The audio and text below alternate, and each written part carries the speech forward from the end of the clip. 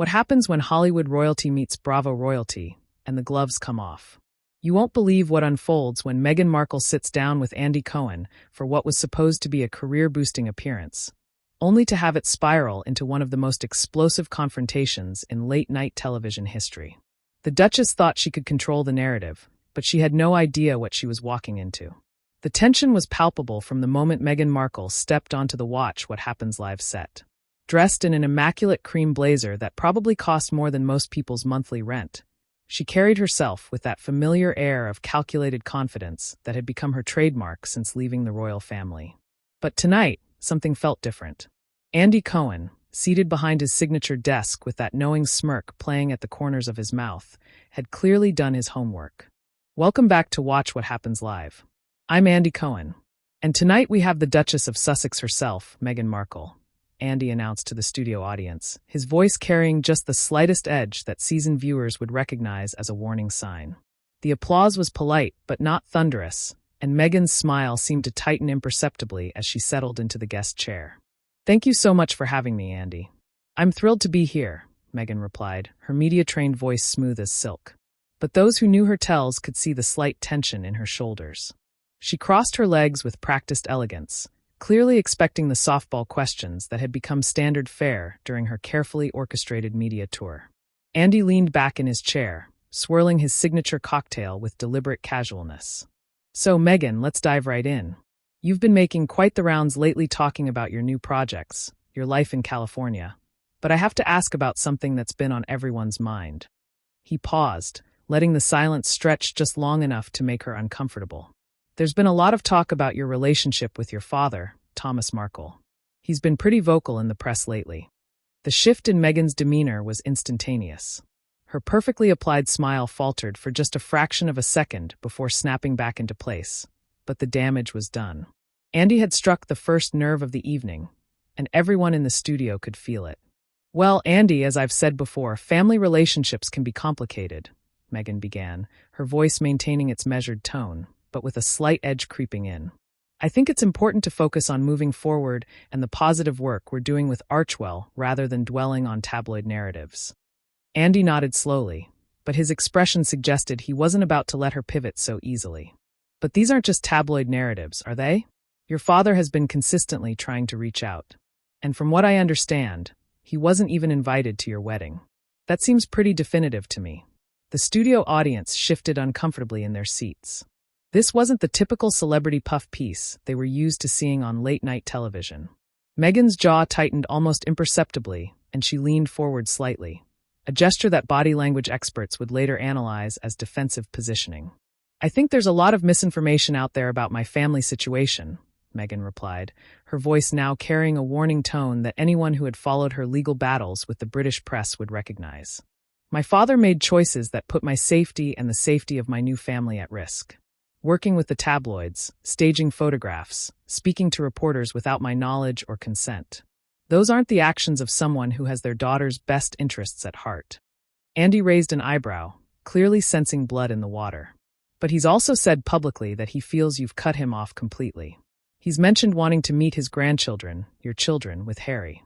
Doesn't he deserve a chance to make amends? The question hung in the air like a challenge. Meghan's media training was warring with her obvious irritation, and the careful mask she'd worn for years was beginning to slip. Her voice, when she finally spoke, had lost some of its polished smoothness. Andy, I find it interesting that you're taking the word of someone who has repeatedly violated my privacy and sold stories about me to the press over mine. My father had numerous opportunities to handle this situation privately, but he chose the public route every single time. Her tone was becoming sharper, more clipped. I have to protect my children from that kind of toxicity. The audience was now completely silent, sensing they were witnessing something unprecedented. Andy, however, seemed energized by the pushback.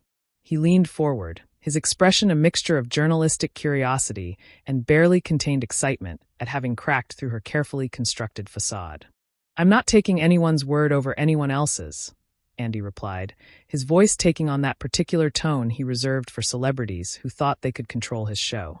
I'm asking questions that I think the audience wants answered. And speaking of protecting your children, There's been some criticism about how you and Harry have handled your privacy concerns while simultaneously doing very public interviews and projects. Some people see that as hypocritical. The word hypocritical hit Meghan like a physical blow. Her perfectly manicured hands gripped the arms of her chair. And for a moment, her composure cracked completely.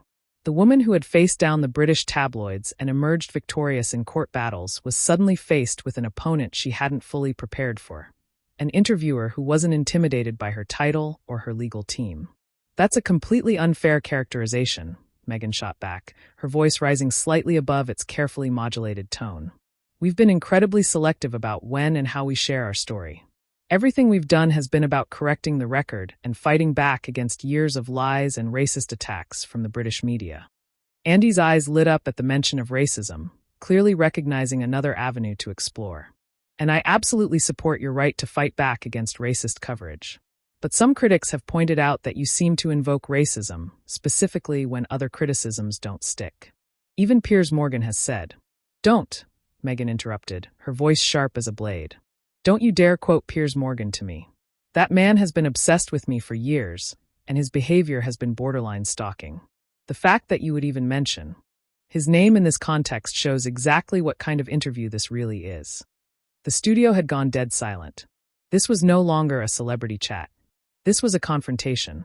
And everyone present could feel the electricity crackling between host and guest. Andy's expression had shifted from playful to serious, recognizing that he had pushed the right button at exactly the right moment. "Meghan, I'm simply asking about public statements and criticisms that are out there. If you can't handle questions about your public persona and the choices you've made, maybe doing interviews isn't the right move," Andy replied, his voice calm, but with an unmistakable steel underneath. The implication was clear. She had walked into his house, and she would play by his rules. Meghan's face flushed slightly, a combination of anger and embarrassment at being so directly challenged on live television. She had clearly expected the differential treatment she'd grown accustomed to from sympathetic interviewers, not this relentless probing into the contradictions and controversies that surrounded her public image. "I can handle questions just fine, Andy," Meghan replied, her voice tight with barely controlled anger. "What I can't handle is the continued perpetuation of false narratives and hit pieces disguised as journalism. I came here tonight thinking this would be a respectful conversation about my work and my projects, not another opportunity for you to pile on with the same tired talking points that have been used against me for years." Andy sat down his cocktail and looked directly at her, his expression now completely serious. "This is respectful conversation, Meghan. These are legitimate questions about your public statements and actions.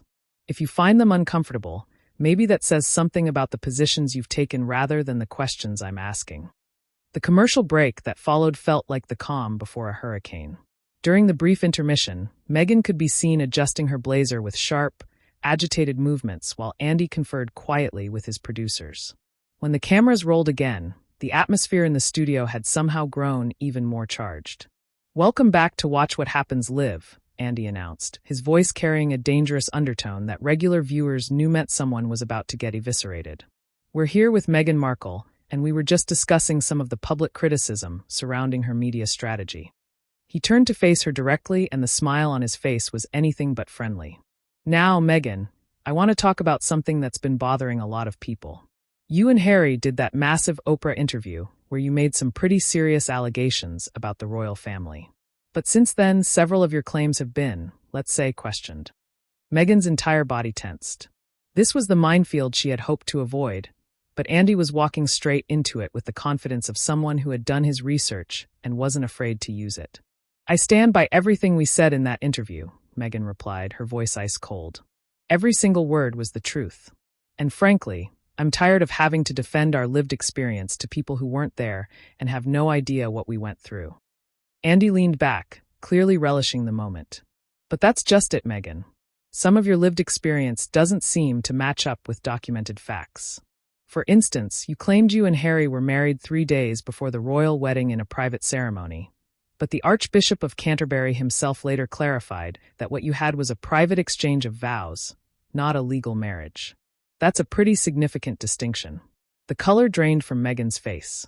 She had clearly not expected Andy to dive this deep into the specifics, and her media training hadn't prepared her for someone who would fact-check her claims in real time on live television.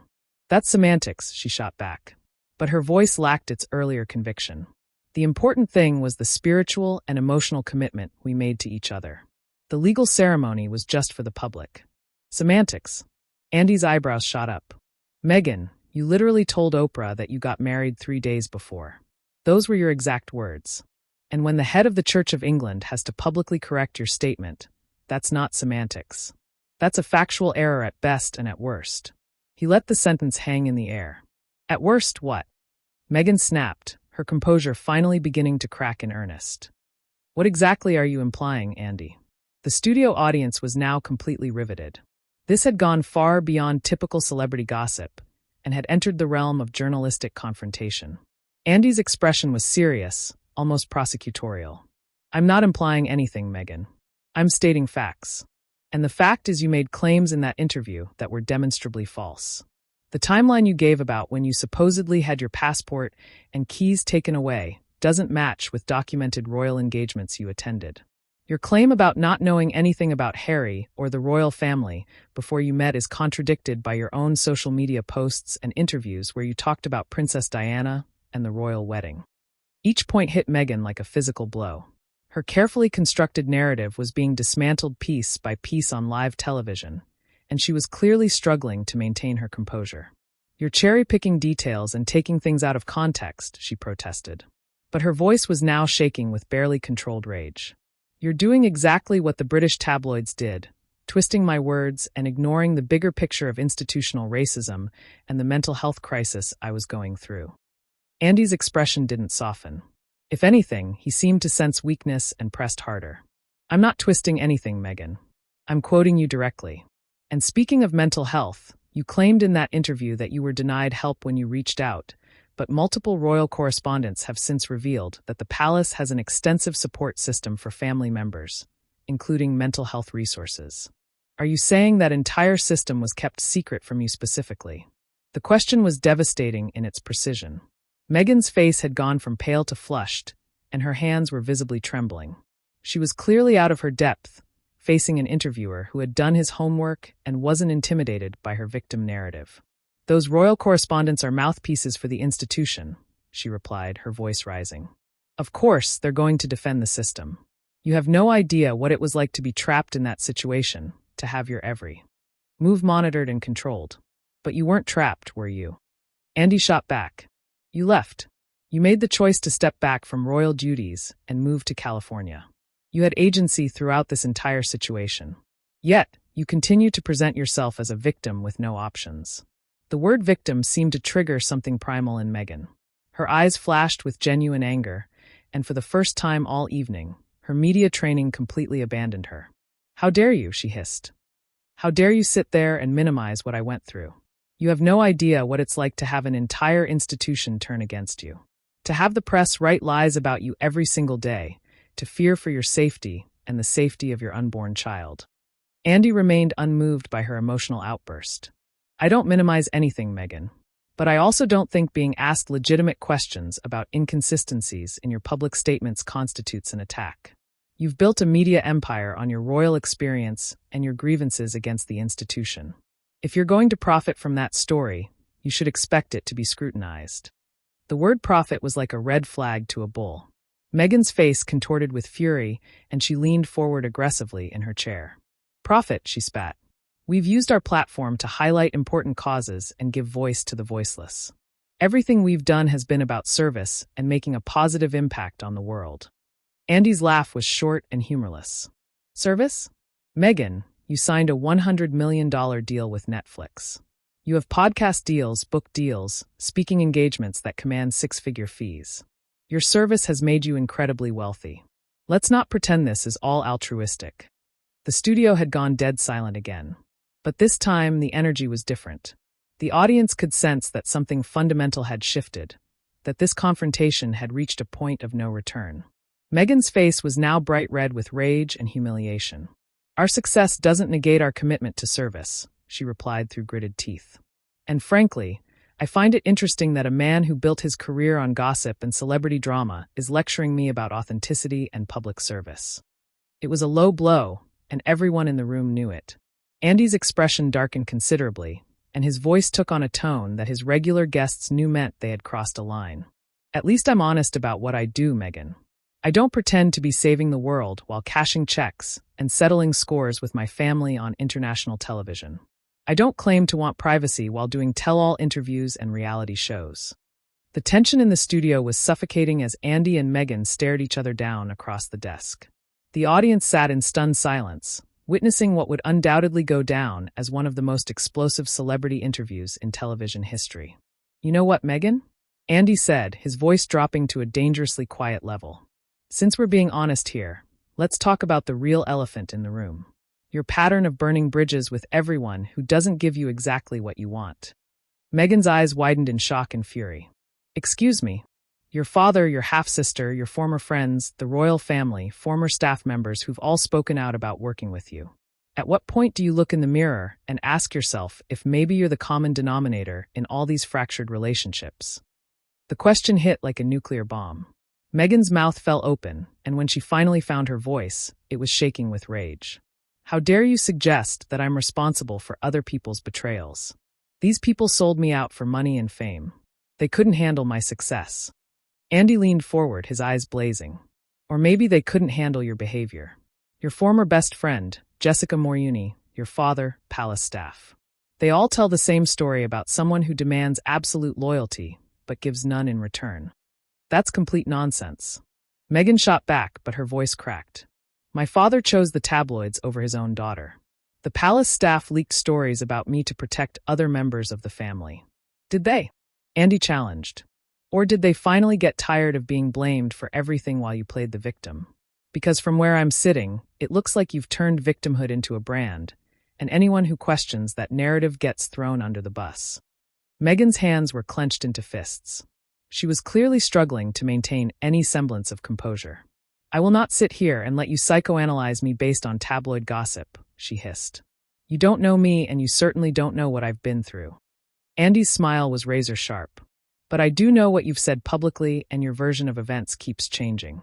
In the Oprah interview, you claimed you never Googled Harry or the royal family, but years earlier, you posted about watching William and Kate's wedding. Which version is true, Meghan?" The direct confrontation with her contradictions was devastating. Meghan's carefully constructed facade was crumbling in real time.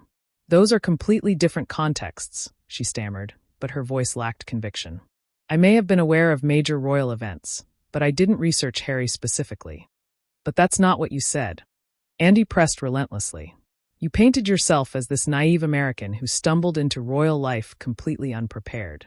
But your own social media history contradicts that entire narrative." Meghan was now visibly shaking with rage and humiliation. "You're twisting everything. You're taking things out of context and building a narrative that fits your agenda." "My agenda?" Andy laughed bitterly. "Meghan, I'm using your own words. If your narrative doesn't hold up to basic scrutiny, that's not my problem. That's yours." The breaking point had arrived. Meghan suddenly stood up from her chair, her movement so abrupt that it startled everyone in the studio. "I don't have to sit here and listen to this character assassination," she declared, her voice shaking. "This isn't journalism. This is a hit job, and I refuse to participate in it." Andy remained seated, looking up at her with mock concern. "Meghan, sit down. If you can't handle having your public statements questioned, maybe you shouldn't make them in the first place." "Don't you dare tell me to sit down," Meghan snapped, her composure completely gone. "I came here in good faith, and instead you've spent the entire time attacking me with lies and distortions." "I've spent the entire time asking you about things you've said publicly," Andy replied calmly. "If you consider that an attack, what does that say about the things you've said?" The question was the final straw.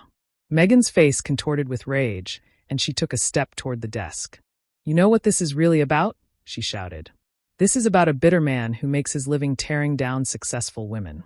You can't stand that I built something meaningful while you're still sitting behind this desk gossiping." Andy's expression darkened, but he leaned back with a cold smile. "At least I'm honest about what I do, Meghan. And at least when I leave the studio tonight, I won't have to explain to my publicist why I just had a complete meltdown on live television." The words were like a slap in the face. Meghan seemed to suddenly realize that she was having a breakdown while millions of people watched. "This interview is over," she said finally, her voice barely above a whisper, but filled with venom. "I will not be subjected to this kind of treatment." She turned and began walking toward the exit, her movements sharp and aggressive. But Andy wasn't finished. "Running away again, Meghan?" he called after her. "Just like you ran from the royal family when things got tough. Just like you run from every situation where you don't get to control the narrative." Meghan stopped dead in her tracks. For a moment, it looked like she might turn around, but instead she kept walking, her shoulders rigid with fury. "Give my regards to Harry," Andy added as she reached the door. "I'm sure he'll be thrilled to see how this went." Meghan paused at the door, her hand on the handle. The cameras caught her face in profile, and the expression of pure rage and defeat was unmistakable. Then she yanked the door open and disappeared into the hallway. Andy turned back to the cameras, his expression a mixture of satisfaction and disbelief. The audience sat in complete silence. "Well," Andy said finally, straightening his tie, "I guess that's one way to end an interview." The most explosive celebrity interview in recent memory was over, ending with a dramatic exit that would be replayed for years to come. Meghan Markle had walked into Andy Cohen's domain thinking she could control the conversation, only to discover that some narratives can't be managed and some interviewers refuse to be charmed into submission. The Duchess had finally met her match, and the entire world had watched her crumble under pressure. The interview that was supposed to rehabilitate her public persona had instead become the defining moment that exposed the contradictions her critics had long suspected.